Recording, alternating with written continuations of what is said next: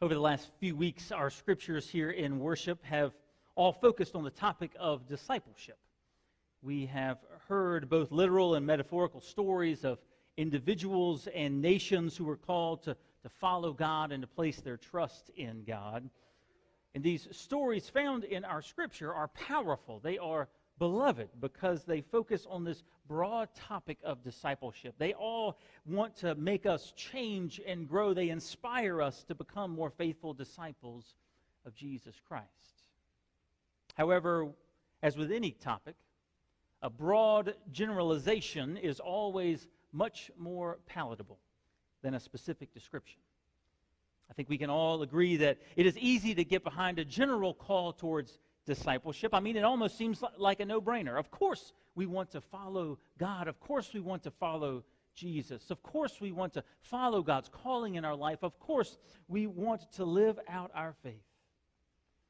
However, as our New Testament scripture will show us today, the concept of discipleship becomes a bit more difficult when we get into the details. Our scripture today comes from the book of Luke, chapter 6, beginning at verse 27. It is a portion of Jesus' Sermon on the Plain. And in this section of scripture, Jesus lists out for us the details of discipleship, the ways in which our lives must be transformed if we are to live as Christ's disciples. I'm going to go ahead and spoil it for you here, even before we read it. The list that Jesus gives us here seems impossible. But even though that's the case, let us hear them together and pray that God might help us find a way to do the impossible. Hear this word as it comes to us in Luke chapter 6. But I say to you that listen, love your enemies, do good to those who hate you, bless those who curse you, pray for those who abuse you. If anyone strikes you on the cheek, offer the other also. And from anyone who takes away your coat, do not withhold even your shirt. Give to everyone who begs of you. And if anyone takes away your goods, do not ask for them again. Do to others as you would have them do to you. And if you love those who love you, what credit is that to you? For even sinners love those who love them. And if you do good to those who do good to you, what credit is that to you? For even sinners do the same. And if you lend to those from whom you hope to receive, what credit is that to you? Even sinners lend to sinners to receive as much again. But love your enemies, do good, and lend, expecting nothing in return. Your reward will be great, and you will be children of the Most High, for He is kind to the ungrateful and the wicked. Be merciful, just as your Father in heaven is merciful. This is the word of the Lord. Thanks be to God. As I said before, this is a difficult scripture to hear. It is even more difficult to live out. It is one that takes that general call to discipleship, and it offers a specific description of what discipleship entails. This scripture describes for us the place where the rubber meets the road. But in order to talk about where the rubber meets the road, we have to talk about the place where the plastic meets the track. I'm referring, of course, to the Pine Wood Derby that any of you who have had Cub Scouts in your family before are all too familiar with. Do we have any Pine Wood Derbyers in here? Did you make some as a kid, or have you made a few for your kids? Yeah, absolutely.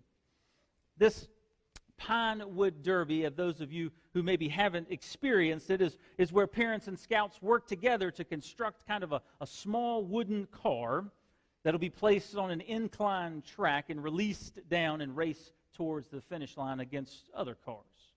When constructing a Pine Wood Derby car, one would be smart to know that there are specific requirements that a Pine Wood Derby car must meet with length and height and weight. It has to meet all of those things to qualify as an acceptable car, but also to do well in the race. After several years of doing Pine Wood Derby races, one becomes very familiar with these requirements and the best techniques and equipment required to meet them. However, I still remember my first year. of making a Pinewood Derby car with my son. We spent weeks talking about a concept, and we settled on an ambitious design of a car that would resemble R2-D2 from Star Wars. We did a great job, I'm telling you. We shaped this car and painted this car, and it looked great. But it wasn't until the night before the race that I thought about checking all those technical specs that it had to meet. And when I did, I found that the height was okay, the length was fine, but it was severely underweight. Now, I did have a weight that I could attach to the car to make it meet, or make it heavy enough. But what I hadn't realized, or what I hadn't considered, is I couldn't simply glue this weight to the bottom of the car, because then the car wouldn't have enough clearance to get down the track. So I was going to have to remove enough wood underneath the car so that this weight would fit up inside it. I didn't want to mess up this wonderful design that we had worked so hard to perfect.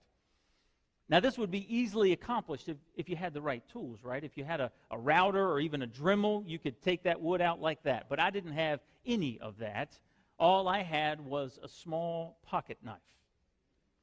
And so there I sat up half the night kind of whittling on the bottom of this Pinewood Derby car, trying to get enough space so that I could attach this weight to the bottom.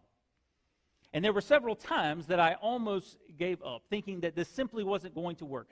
I didn't have the right tools. I didn't have enough time. The task before me was impossible. After listening to the instructions that Jesus gives us in our Scripture, we might all gladly choose to tackle a Pinewood Derby project or two if it meant we did not have to do all the things that Jesus tells us to do here. It is a daunting list, that's for sure. It is as shocking as it is simple in its requests. We are to love, to do good, to lend and to give to others. And perhaps the most challenging aspect of these requests is that we are to direct these actions not just to those who can do the same in return to us, but to those who most likely will not. Perhaps especially to those who will not. Our enemies, our adversaries. In these few verses, Jesus gives us a kind of an orientation to the life of discipleship. He goes beyond this general calling and he gets into the details of the job description. He says, if you want to follow me as my disciple, then here's what it takes. If you want to follow me, you have to do more than just follow me physically as I travel around Galilee teaching and preaching. You have to do more than just follow me intellectually as I teach these different lessons and you can remember what those lessons are. You have to follow me with every ounce of your being. You must love like I love. You must see others the way I see them. You must practice a grace and forgiveness that knows no bounds. I don't know about you, but when I hear those words and think about the high bar that they set for the task of discipleship, there is only one word that comes to my mind. Impossible. I believe that to be the case early this week when I was studying this scripture, but then I had an experience later in this week that elevated the context of this scripture and its application to a whole new level. On Thursday, I had the opportunity to visit the International Civil Rights Museum in downtown Greensboro. I hope many of you have done the same. It is a wonderful place. I got to tour that with a group of interfaith pastors and church leaders. And I saw exhibits and heard stories of individuals whose actions represent the heights of human courage and strength. But I also saw images and heard stories of the actions taken by other individuals that vividly illustrate the capacity for evil and darkness to take root in the hearts of humans. As I walked through these exhibits, I couldn't help but wrestle with the juxtaposition of the images I was seeing and the root and the words of our scripture. Love your enemies. Do good to those who hate you. Bless those who curse you. Pray for those who abuse you. If anyone strikes you on your cheek, offer the other also. These words are theoretical for me and for many of us sitting here today, but not for everyone. Not for everyone sitting in this room, and certainly not for those whose stories were shared in that museum. Certainly their experiences, if nothing else, are proof that the details of discipleship that Jesus gives us here cannot be followed. They must be impossible. Someone who knows a bit about living through the impossible is Bishop Desmond Tutu of South Africa. In his book, No Future Without Forgiveness, he describes this same struggle that he and his people dealt with, both living through the aftermath of apartheid in South Africa. He describes an untold number of atrocities committed during this time period in his country, and how once apartheid was over, there were plenty who argued that reconciliation was not possible. Living out the words of this scripture were not possible, that revenge instead would be the order of the day.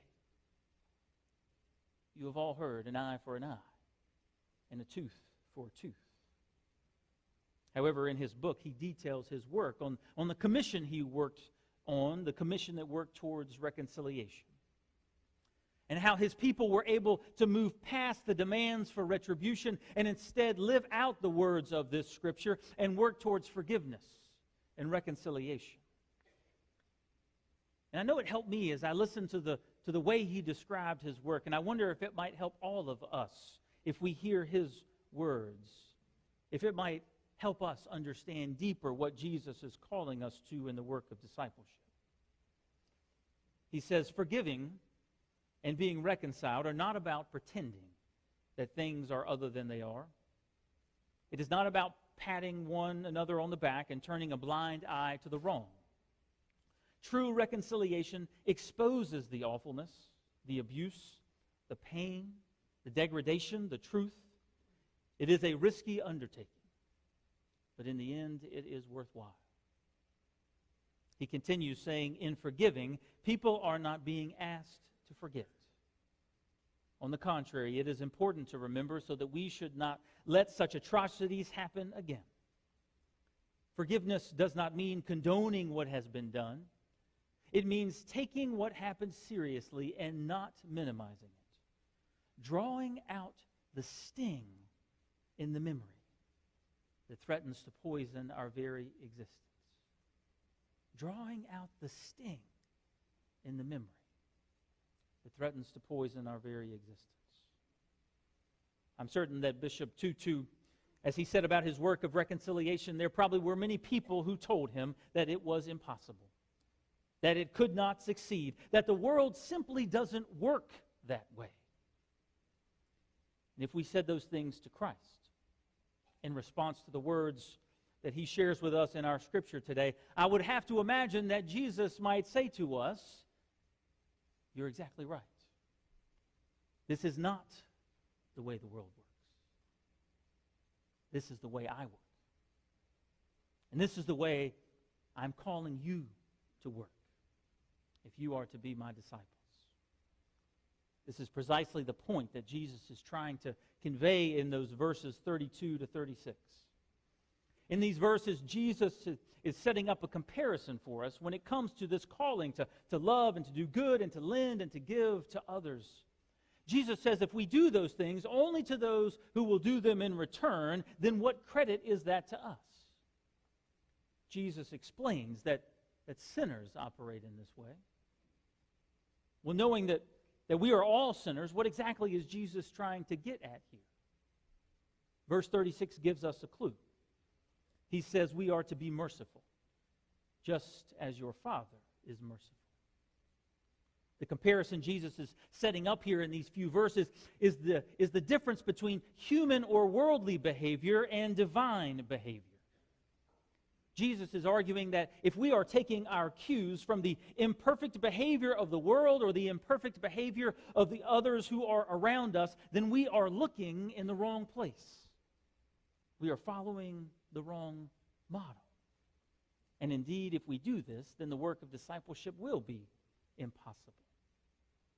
Jesus instead invites us to change our point of reference, to look to Him, to look to God as our template, as our example of love and forgiveness. That is what we should follow as disciples.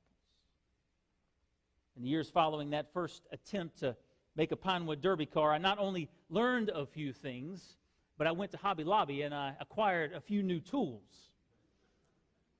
And perhaps the most important one was a ruler. A little plastic ruler, but one that could measure all aspects of the car to ensure that it met those requirements, that it was acceptable. It could measure the length and the height. It also included these special devices that could make sure the spacing of the wheels were correct and that the clearance underneath the car was sufficient. And for all the years that my son and I built Pinewood Derby cars, that ruler became the most important tool I had.